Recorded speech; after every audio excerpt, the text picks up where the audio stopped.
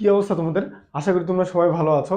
তো পৃথিবীতে আমরা যে এই যে অঙ্কগুলো আছে না, অঙ্ক কয়টা? 0 থেকে 9 পর্যন্ত, অর্থাৎ অঙ্ক 10টা। এর মধ্যে সব থেকে গুরুত্বপূর্ণ যে দুইটা অঙ্ক সেটা হচ্ছে 6 এবং 9।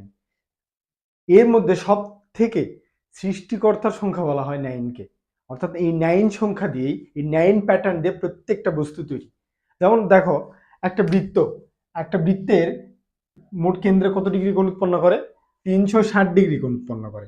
360 ডিগ্রি। আমরা যদি এগুলোকে সিঙ্গেল ডিজিটে আনি, তাহলে 3 + 6 + 0 সবগুলো যোগ করলে কত হবে? 9 হবে। তো দেখো, আবার যদি আমরা বৃত্তকে অর্ধেক করি, তাহলে অর্ধবৃত্ত কত ডিগ্রি কোণ উৎপন্ন করে? 180 ডিগ্রি কোণ উৎপন্ন করে। কত ডিগ্রি? 180। এই 1, 8 আর 0 যদি যোগ করি কত পাবো? 9 পাবো। আবার যদি আমরা এই 4 ভাগে ভাগ করি, তাহলে মোট কত ডিগ্রি পাবো? প্রত্যেকটা ভাগ 90 ডিগ্রি করে।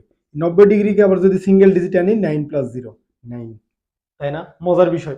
এখন দেখো, একটা চতুর্ভুজের চার কোণের সমষ্টি কত? 360 ডিগ্রি। সবগুলো যোগ করলে 9 হয়। প্রত্যেকটা এরকম যেসব শেপ আছে, প্রত্যেকটা শেপেই এই 9 সংখ্যাটা আছে। প্রত্যেকটা শেপে কি সংখ্যা আছে? 9 সংখ্যাটা আছে। এখন ভালো করে খেয়াল করে এখানে দেখো, এই যে 90 আছে, 90 যদি আবার অর্ধেক করো, কত ডিগ্রি পাবো? 45 ডিগ্রি। অর্ধেক করলে কত পাবো? 45 ডিগ্রি। 4 5 যোগ করলে কত হবে?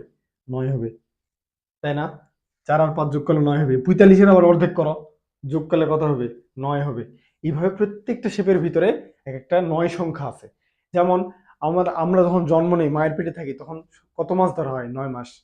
পৃথিবীর তুমি যদি ব্যাস হিসাব করো, সেই ব্যাসের যদি প্রত্যেকটা ডিজিট যোগ করো, তাহলে তুমি সিঙ্গেল ডিজিট পাবা হচ্ছে 9। সিঙ্গেল ডিজিট কি পাবা? 9 পাবা।